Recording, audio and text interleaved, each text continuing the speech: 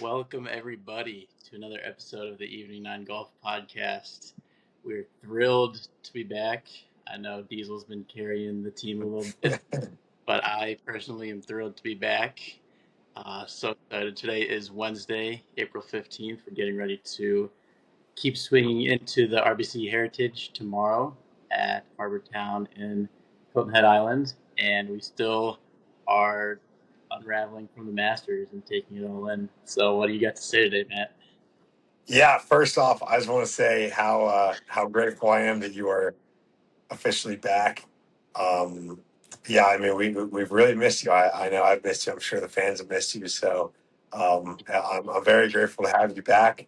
So before we jump into any of that, um, what did you think since you didn't get a chance to touch on it first? What did you think of the Masters? What were kind of your thoughts? Maybe stuff that we missed. Yeah, I did get to listen to you and Tim talking the other day, and I was a big fan. You guys really gave a great summary of the Masters, touched on all the key points. Obviously, the LIV boys, obviously Rory and his dominance. I enjoyed the Q&A. But yeah, I thought maybe I could just note my Sunday watching slash listening experience, and I want to hear about yours as well. Yeah. Because like you guys were saying, we were on our trip this past weekend, which was just phenomenal to be able to get home from a round of golf and continue watching the Masters all night. But the one downside was that we were making the trek home on Sunday Yeah. night during the final Yeah. round. So me personally, I was in my car, and I think I was with my brother and my cousin, and I think that they might actually consider me crazy because we got in the car. I think Rory was finishing up the second hole, and we listened to it the entire round. Uh, so, to the Masters radio broadcast that's available on the app. Yeah. So it's truly kind of sick that someone can listen to that much golf. You know, those two are acting the way back. But I was glad to still be able to tune in. What did you do on Sunday afternoon? Yeah, it was. You kind of had a good point there. I mean, it was great. It was a really cool weekend where we got and played.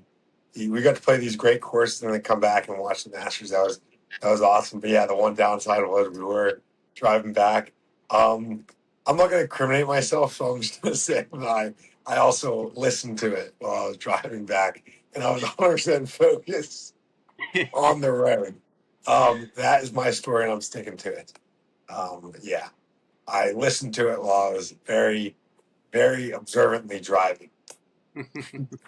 But no, it was good. I got to keep up with a good bit of the Masters, so yeah, I can't complain. Um, but yeah, I mean, you heard kind of my takes. Luckily, not saying it was a boring Masters, but it wasn't. I feel like there wasn't too much drama. So yeah, if it was last year's Masters, I would have been kind of sick that I didn't get to pay as much attention. But what about you? Since we didn't get to hear any of your takes or anything like that, what did you think of the Masters? What did you think of Rory bringing home his second straight Masters after it takes him 17 years to get one, 11 years to complete the Grand Slam? Yeah. Maybe touch on Justin Rose again, just falling a little short. Maybe getting those appetizers as you alluded to. Cam Young falling off. Just talk a little bit about the Masters. Yeah, I was so excited. I thought it was a fantastic tournament and a fantastic Sunday. Um, and it shows what Augusta National is all about.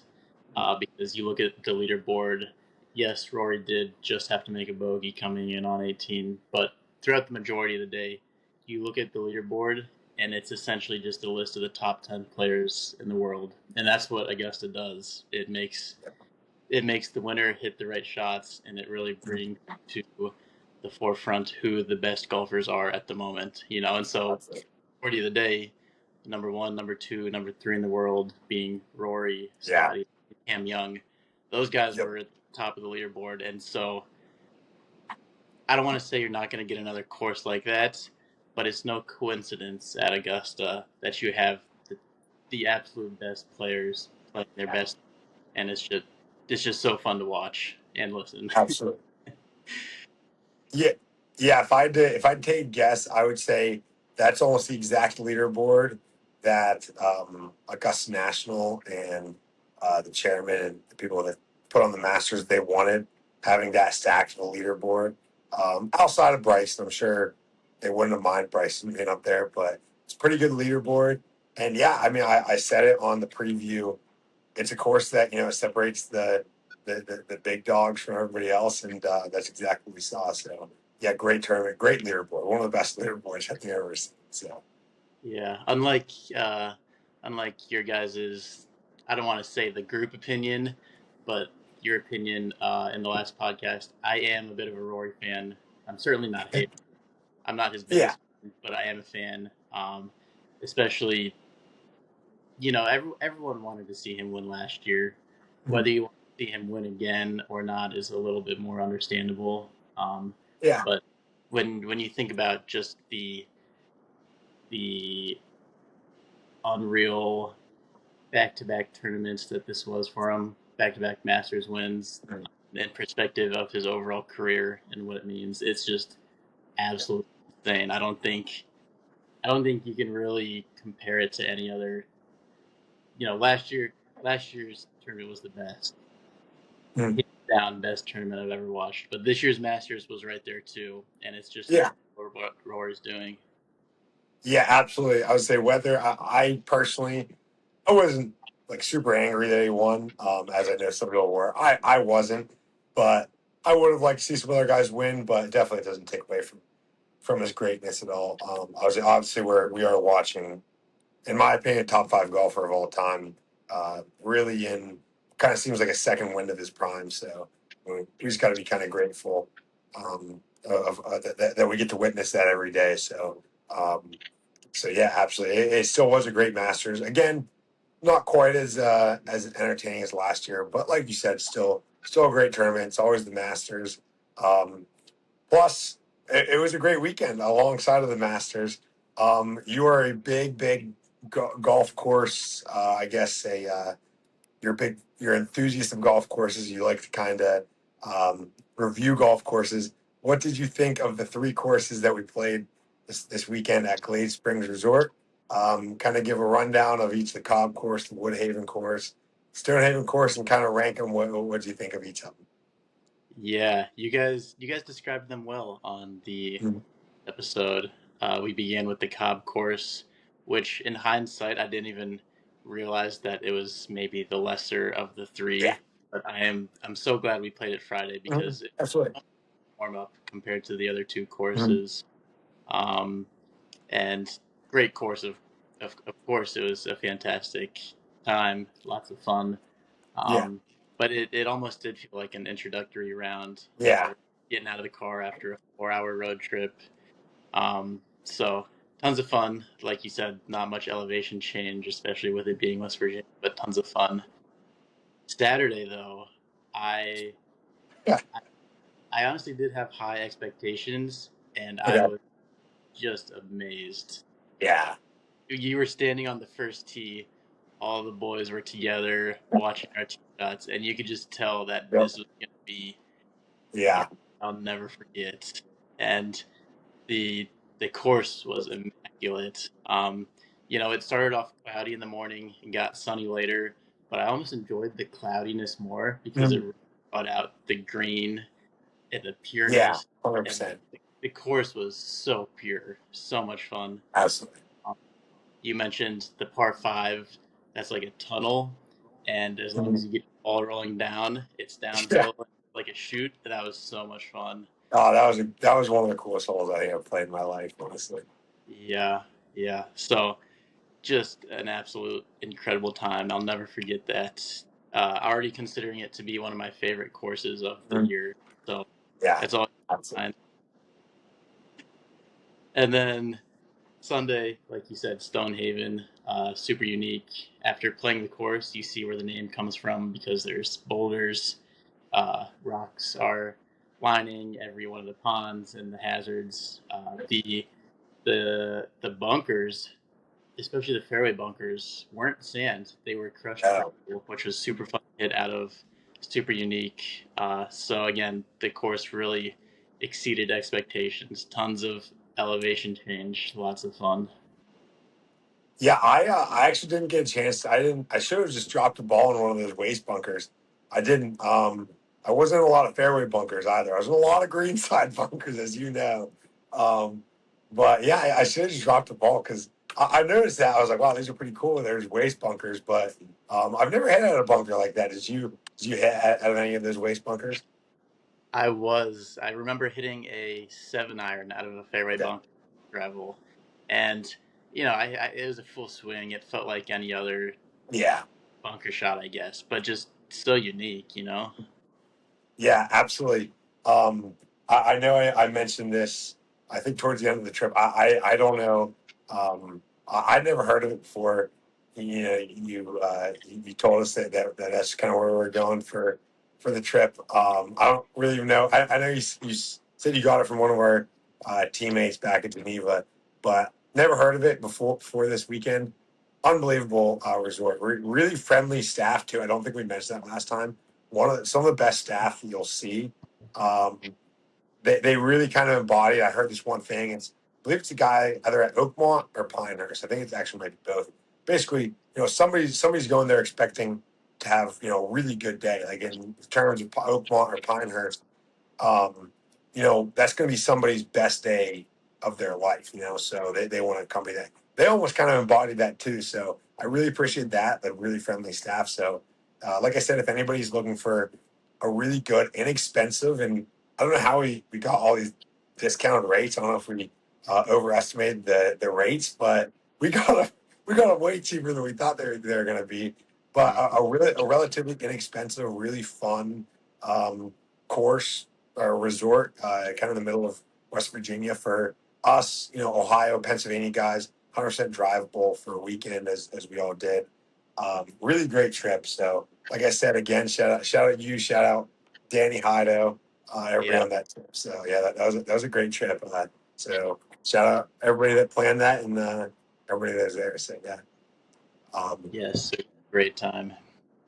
yeah, did you have any other remarks about um, either Glade Springs or the Masters before we move on to a big bombshell in the world of golf?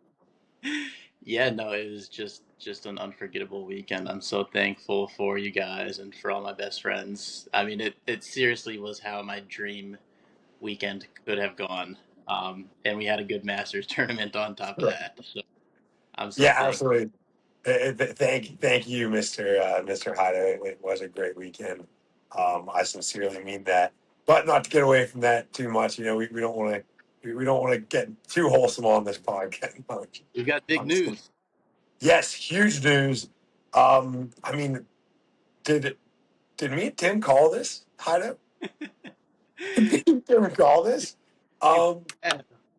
I made a post. We were talking about this before it was even a thing. It is looking like there's a chance that Live Golf is no longer a thing. They are getting word that the PIF, basically the Saudi investment fund, is getting really close to not backing Live anymore. I would say from the little that I've read about it, that's basically sums it up. Allegedly, yeah, the investors that are backing Live basically aren't don't want to support him anymore. That is huge news. That is unbelievable. I heard that some of the Live players are thinking about holding out tomorrow because they didn't get any quarter one whatever payment. I don't know if they're supposed to get any like almost revenue sharing or what it is, but basically they didn't get paid something allegedly from what I from a source that I saw. I don't know the credibility. I don't know who the source was, but um, I mean, what is going on? Like, I didn't think I didn't think it was going to be happening this soon. Like I said, I don't know about the future, but what is going on? Talk to us a little bit about this. Yeah, this is insane. So let's first stick to the facts. Right now it is 9 p.m. on Wednesday evening, so there could be breaking news right now, and Yes. it's changing by the hour. But at the moment, the facts are that the Live and the PIF management had, this is the key word I kept seeing, an emergency summit in Manhattan, Mhm. and they're going to be discussing. I don't even know what they're going to be discussing. Maybe you know, but we do know that it was an emergency, and then there's lots of rumors. Um, like you alluded to, there's rumors of players not getting paid. I've heard elsewhere players did get paid. There's rumors that the tournament in Mexico City is going to be the last one. There's rumors that they've got funding through 2030. So there's a million different outcomes right now. But it honestly is shocking. Your mind goes to worst case scenario for Live. Um, I don't know if that's worst case scenario for the podcast, just because this is insane, and I would be so excited Yeah, how the golf world shakes up if Live does dissolve. But anything could happen. Maybe they got a surplus of money. Maybe they're trying to yeah. recruit more guys. Yeah, I really don't know where these like where these reports are coming from because it seems like they haven't really they haven't even met yet. But basically every single report that I'm seeing, like I'm on here, um, and basically the main thing that I'm seeing is that basically this PIF, and I'm gonna use the word allegedly a lot. Um, Yeah, the private investment fund is on the verge of basically backing out. That's basically the main thing that I'm seeing. Yeah, so allegedly they're really close to backing out, and that would be unbelievable because I mean this investment fund, this Saudi investment fund, is if you go back, these all these live guys that went, they were getting paid enormous paychecks because they were getting this this money from this investment firm from the Saudi PIF. So without that, I mean, is there a league? So I mean, I don't know how much weight is in that. Again, it very well could be that they're just meeting because there's a mix up. Who knows? Who knows? There's supposed to be a big announcement tomorrow. At first, it was supposed to be today, but I guess it's going to be tomorrow now. okay. But yeah, I mean, like I said, I don't know. I don't have too many facts. I'm just kind of going off of what I'm hearing, kind of the rumors. But yeah, I really can't even imagine. Like I saw that and I was mind blown. Like my jaw was on the floor that that a lot of these players might not even play tomorrow. Um, at first, I don't even know where to begin, Hido. I really don't. First off, I guess with hearing all this, like, what are your initial thoughts? Like, where does your mind go to with all this? Yeah, my initial thoughts are Live is too professional of an organization to just Yeah, pull the carpet out from underneath their own players. Mhm. But I think, Yeah, when a big startup tech company, whatever kind of company goes under, they never tell their employees before yeah, they do, because then you're just going to have no one working. There's going to be no work. There's going to be no effort. So in reality, it might not be that shocking if Live announces that yeah. they're going under to their players at the same time as the world finds out. Mhm. If that's the case, then is it going to be tomorrow? Is it going to be after the round on Sunday? I'd be really interested to see if they did announce it tomorrow, and then the tournament still went on. Uh, you know, who's going to be the last winner? Who's going Yeah. to show up and put in effort? So, what are your initial reactions? My initial reaction, obviously, one was like, what is really the likelihood that Liv is just no more after this weekend? Like that does sound very now that you kind of bring that point up that like whenever you see companies do kind of go belly up, it happens very sudden or very sudden to the public. To them, obviously, it happens. There's a long process behind it. It's never like one bad move and then the next day they're done. So obviously it's probably been brewing. If all these reports are true, it's probably been brewing for a little bit. But a lot of the players and the public are probably finding out now. Again, so that maybe that is true. Maybe it is. They are really struggling. Maybe they are on the brink of kind of going belly up. But my initial reaction is kind of like how likely is this? Like, what's the likelihood of that they do just kind of flatline, like they go belly up? And then after that, like once I started seeing more and more reports about it, I was like, well, maybe it is true. My mind instantly jumps to, well, what does that mean for the players on LIV? Like, what does that mean for the major players? And I'm not so much concerned about the like, not to call anybody out, but like the Mito Pereiras, who, let's be real, like, you know,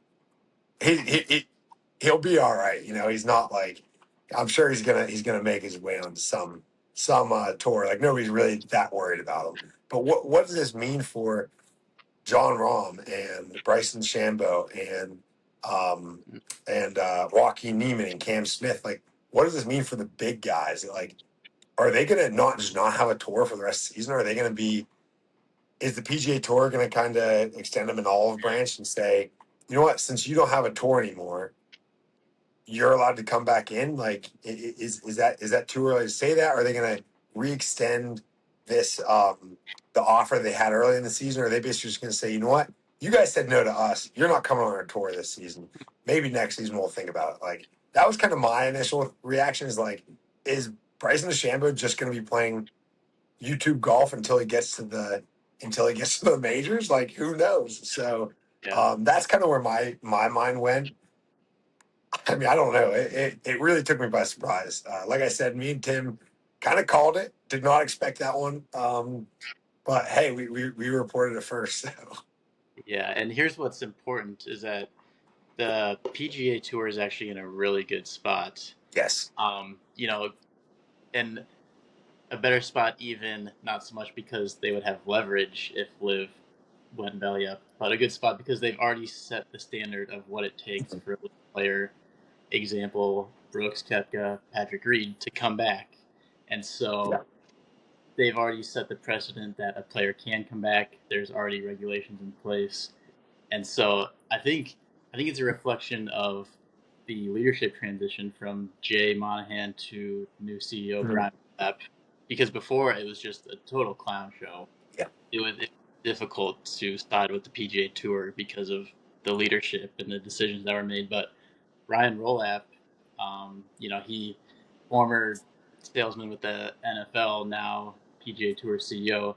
He, in my opinion, has changed a ton. Mhm. And I only know this through listening to other golf podcasts and Yeah. what I see on social media. But he's incredible, and he came at the perfect time because Yeah. it could possibly be unfolding and just trading a dominant PGA Tour league to what it once was. Yeah.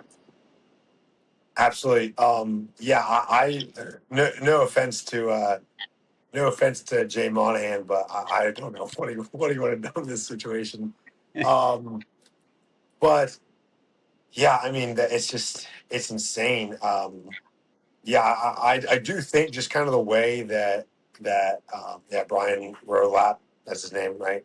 Um, the way that he kind of handled it with Brooks Koepka and the Pat Reed, it seems like he handled it a lot better than Jay Monahan did.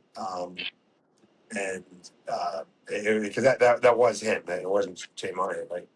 Um, it did seem like he handled it like, I remember a couple years back, and there's supposed to be the merger, and then it just kind of fell through, and it Yeah, wasn't even like an announcement like, oh, we're not doing this anymore. They just didn't do it. So like I like how he handled that. Like, having an avenue for players to come back, I think is a really good deal. So I think by that kind of the precedent that he set with that, I think in that situation, I think they are obviously going to give an avenue to get the best players in the world back on the PGA Tour, because ultimately, when you're in that scenario, you have to do what's best for the game of golf. yeah, Obviously, you're the PGA Tour. You want to say, you know what, we were right, you guys were wrong. It sucks to be you guys. We're going to rub it in your face. It's obviously, it would be awesome to do that. I'm sure Rory McIlroy would love that. But I feel like you have to do the right thing again. If this does come to be, that live is no longer a thing, I feel like you have to do the right thing, and that's getting all these guys back on the same tour, getting the best players on one tour. Um, but yeah, I mean, if you again, just hypothetically, because we don't even know this is going to happen. Maybe they're just meeting and they say, "Oh, it was a big confusion," and Live Tour lives long. Like not that does not mean to be a play on words, but if it were to happen that Live basically comes out and says, "We don't have any more funding. We're done after this weekend." What would you do in if you were in Brian Willap's and the PGA Tour's kind of situation? What would you do? Like, would you give them a road back? Would you kind of make them earn it, or what would you do? Yeah, I would absolutely give them a road back. And like it was either you or someone else I heard that said this. Rom and Cambo are already exempt anyways because of their Yeah, relatively recent major championship wins. Kind of similar to how Brooks was able to get back into the mix of things so quickly. But to those other guys, I say you're more than welcome if you serve the suspension and if you prove that you play well enough to be a part of this tour. Because mhm, there's still players grinding every week to earn a spot on the PGA yeah, Tour. That you go back into that mix, right? If you've earned it yeah, once, you've got it. So yep. you're given a fair chance just like everyone else, but you're not treated special, especially not because you took the money and have the money now. Absolutely. Yeah, I 100% agree. I think you have to treat them just like you treat anybody other player. Any player coming out of college that didn't earn PGA Tour you uh, exemption or anything like that. Yeah, like, I think you make them if they have to go back to Q school. That's kind of what they have to do. Yeah. Not necessarily as to rub it in their face, but yeah, I mean, I think you just treat them as anybody else. Like at the end of the day, let them on, but yeah. Yeah, my mind goes to Tyrrell Hatton, a Yeah. guy relatively quiet, but he just have this top five at the Masters, and if that gets him exempt into anything, it could go down as the best Sunday round ever. Saved his entire. That would be hilarious. That would be something. That would be a that would be a clutch Sunday performance at the least. But whatever happens, let's say, like I said, Live does dissolve and these players are forced to find their way on. I'm sure the players that, let's be honest, Terrell Hatton is not gonna have an issue working his way through Q school on the even if he has to go through Corn Ferry season. Yeah, it's gonna kind of be tough because it's going to be a year or two that he's on the tour, but um, they're going to find their way back on tour if they belong there. So, um, still really really unsettling for Live guys, especially when they just had an opportunity to kind of get out of this. Yeah, you are if you are Bryson or not even so much Bryson, but if you're Terrell Hatton or um, Joaquin Neiman, you're probably sweating a little bit. If you're Pat Reed and Brooks Koepka, you are probably on top of the moon right Yeah, now. Let's be honest. Um, so yeah, very interesting development out of LIV Golf. We definitely don't have the facts, so everything we said was alleged. I don't want anybody to think that anything that we said is facts. That's true.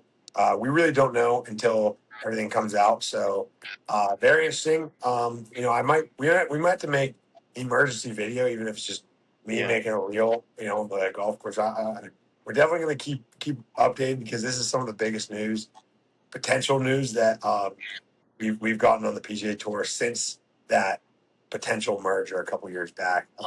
This is enormous. My mind's still racing about it, but yeah.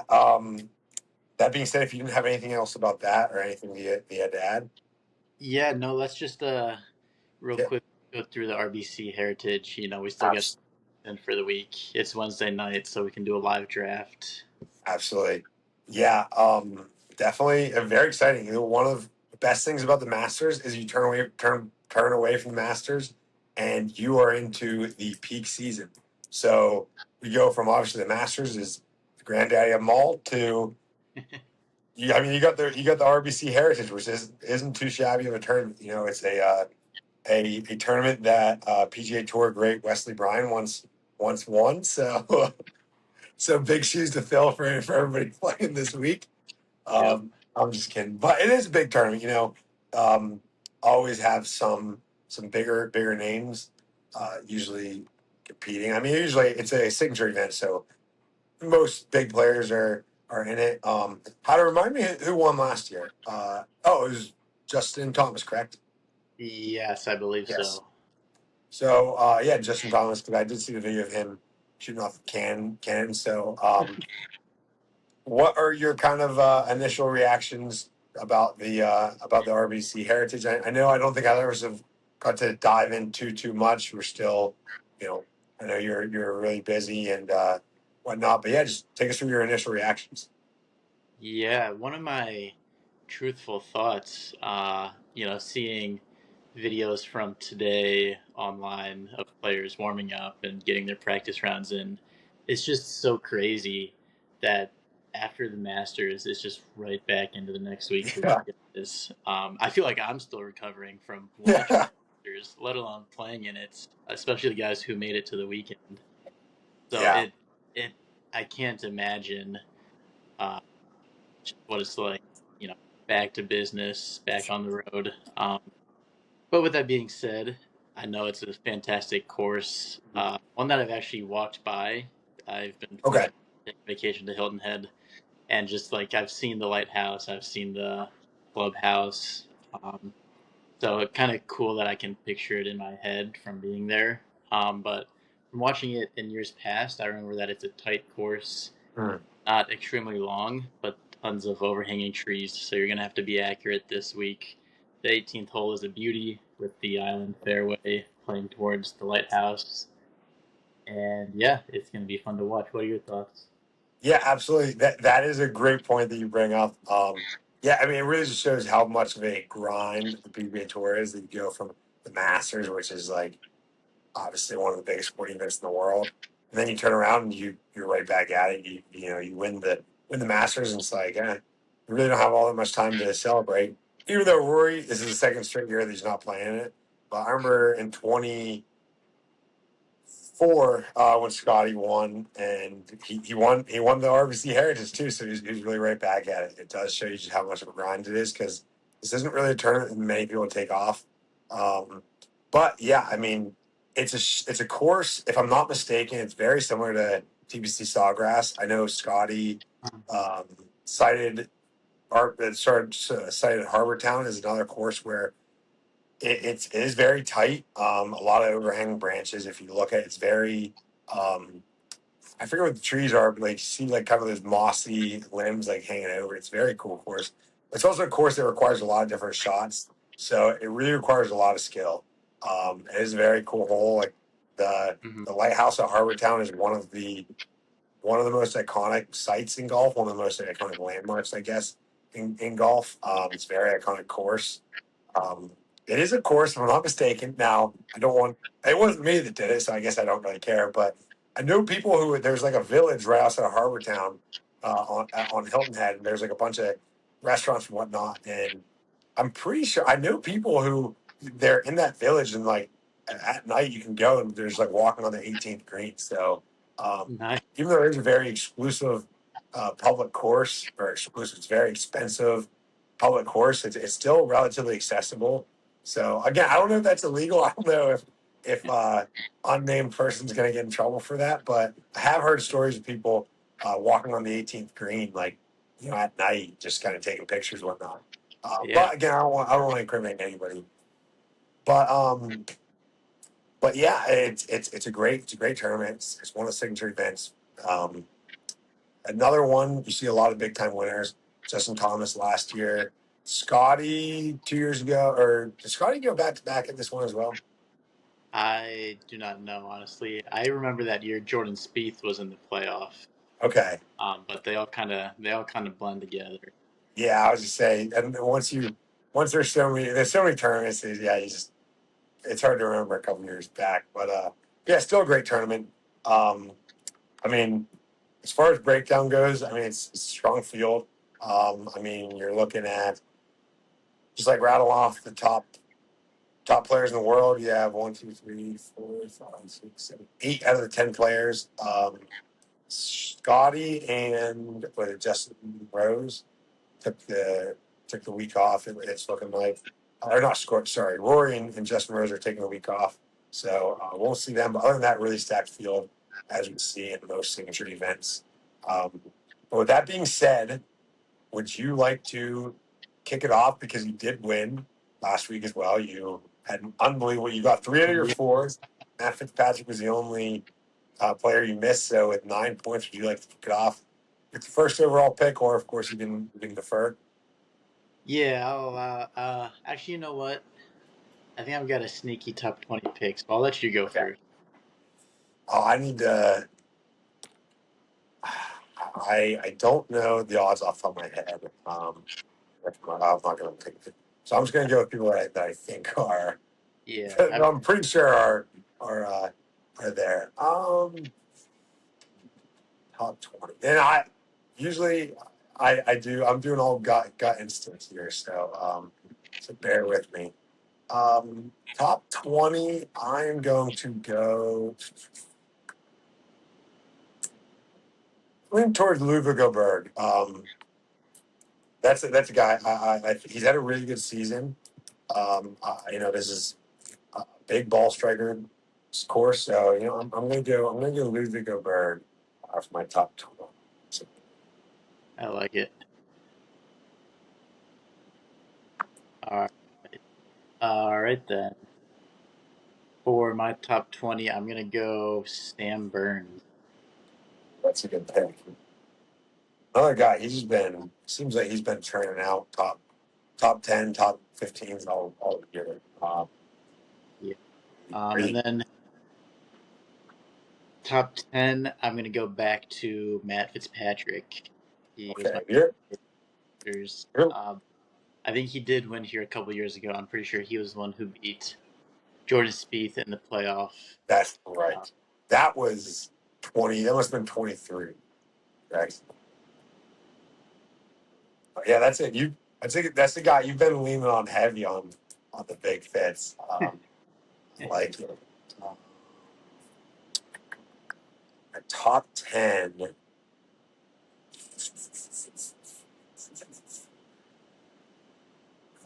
I mean, I pick them all the time. I kind of feel guilty picking guys that I feel like I pick every single week, but um, uh, I'll switch it up. I'm going to go with Russell Henley for my top 10. Ooh, Um, no real explanation, just kind of he's had a decent season. I mean, he's a great yeah. player. So real no explanation. The top five, I'm going to go Cam Young. Mm. This is so much less drama than when I like pick people when I make a list of when I make a big board for my drafts and then you pick every single one of them. Every single one of my players. So much less Yeah, drama. we're just going with gut picks right now. Just his gut picks. All right. Well, for top five, I feel like this is the guy you were tossing back and forth. But if he's still on the board, I'm gonna take Xander for top five. Actually Uh, was. yeah, Xander top five, and then winner. Oh man, I'm tempted to pick a guy that isn't as hot. I mean, I know I Okay. could pick Scotty. I know I could pick. Let me for my winner. I want to do Victor Hovland, my guy. Okay. The Hido impersonator. Yeah, he's at 34 to 1 odds plus 3,400. I don't hate that at all. He's a guy like he seems like he's very. We all know he has it in him. We all Yeah, know that he has top five in the world abilities. It just kind of depends. It seems like he's always kind of sneaks along, and then every once in a while just has he's good ballistic one week. So I don't hate that pick one bit. But not to be boring, but I am going to go Scotty with my winner. It just seems like after last big. week, it just seemed like he's back. Um, so yeah, I don't know. It just seemed like he's back to kind of his old ways. Of course, he really likes. So I'm going to go Scotty. And if we're still doing that rule, I believe I believe I have two more Scotties left. Um, Okay. which it's kind of, and I'm not going to charge you for the top five just because, which it seems like in the beginning of the year that was like a rule because it's like okay, he's going to win it one every 5-6 tournaments, but that hasn't really been the case. But I guess we should still keep that rule. But yeah, you have two Scotties left, so just to run down our teams. For top 20, Ivo Berg, you have Burns, Sam Burns. For top 10, I have Russell Henley, you have Matt Fitzpatrick. For top 5, I have Cam Young, you have Xander Schauffele. For our winner, I have Scotty, and you have Victor Hogg. Um, Two great teams. I mean, we always have great teams. So, um, yeah, I'm curious to see what the fans are going to think, and I'm really desperate of a win here. I'm really desperate. It's been like 2 or 3 weeks, so you really had my number last couple of weeks, unfortunately. Um, Yeah. but um, but yeah, that being said, I'm going to go with a new segment that we've been implementing the last couple of episodes. This is our questions from our fans on our Instagram. If you want to ask a question, you can go on our Instagram. I try to put a questionnaire on our story before every podcast. You can also DM us. You can also email us. You can also just get a hold of us any way you can. Basically, we'll try to see it. Um, Basically, this one comes from at K_Den_B. K to B. um, his question is thoughts on Brooks being or coming back on tour. Um, it's a really relevant question today. Actually, today is just as relevant of a question. I mean, great timing for him. What do you think, Hido? What do I think? I think it's good for the game of golf in general. I don't care. I don't care whose side you're on. I don't care what the politics are. It's good for the game of golf. It's fun to watch him hit more shots, get more coverage, be on top of leaderboards. That's all there is to it. Yeah, absolutely. I mean, he's definitely one of the greatest major performers Yeah. of all time. But he is a great. I don't know if it's this generation anymore, but like the 2010s generation. So he is one of the best of that generation. So absolutely, it's if you want to see great players, you want to see historically great players, if you want to call them that. But also for a point from his point of view, unbelievable timing. I mean, he's probably really happy right now. So it's great for the game of golf. Sure, he's not disappointed that he came to tour as we speak right now. So, yeah, great question from Caden B. Thanks, Kaden. Um, but yeah, do you have anything else? This is kind of I want to say two last minute I say it wasn't two last minute of an episode. I literally just got off the golf course probably 45 minutes before filming this. But yeah, I am proud to say that this was my sixth day of golf in a row, which I am. I think that's a personal record. I've not worked this week because I'm in between jobs right now. I'm starting a new job next week, so had this week off. So I'm golf as much as I can. I think I'm gonna try to get number 7 tomorrow. So, I love. but do you have anything else? Uh no, just two quick things. First of all, shout out to our most loyal spot commenter, Mr. Nick Echo. He is as consistent as it, and we love getting the feedback. We love to hear that you're listening and that you're entertained. So huge shout out to him. And my only other thing is we might be back tomorrow night with breaking news. You We know, might be. if if if the world of golf is going ballistic, we're gonna have to be feeding you guys the content. Yeah, I mean, even if it's like a 15-20 minute where we're just an emergency episode. I mean, it's truly unbelievable. But yeah, we might be back into this. One last thing. Sorry, I know I just said one last thing. I don't. What do you think about since I don't have to shave for any job? My Johnson Wagner inspired mustache. Oh, I it's decided to bring it back out. This is from the old Geneva days, and I decided to decided to bring it back out. So I just want to get everybody's opinion on it. All of our listeners. Um, I just want to get all of our opinions. But My opinion is that it looks amazing, and you got to let it keep going. There's nothing better than that team picture where I don't know if you're caught off guard or if you're making a face, but you've got the stash and you've got the best mug face ever. that was a little story time. Quick little story time.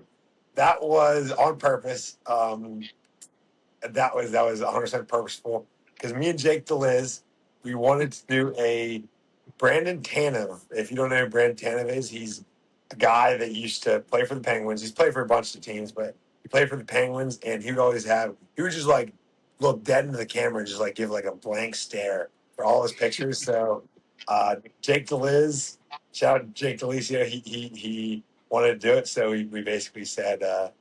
Well, let's do it. Then I want to say I was the only one. I don't think he did it. Just a good blank stare. It was a good time, but yeah, maybe we'll grow it out until like Monday.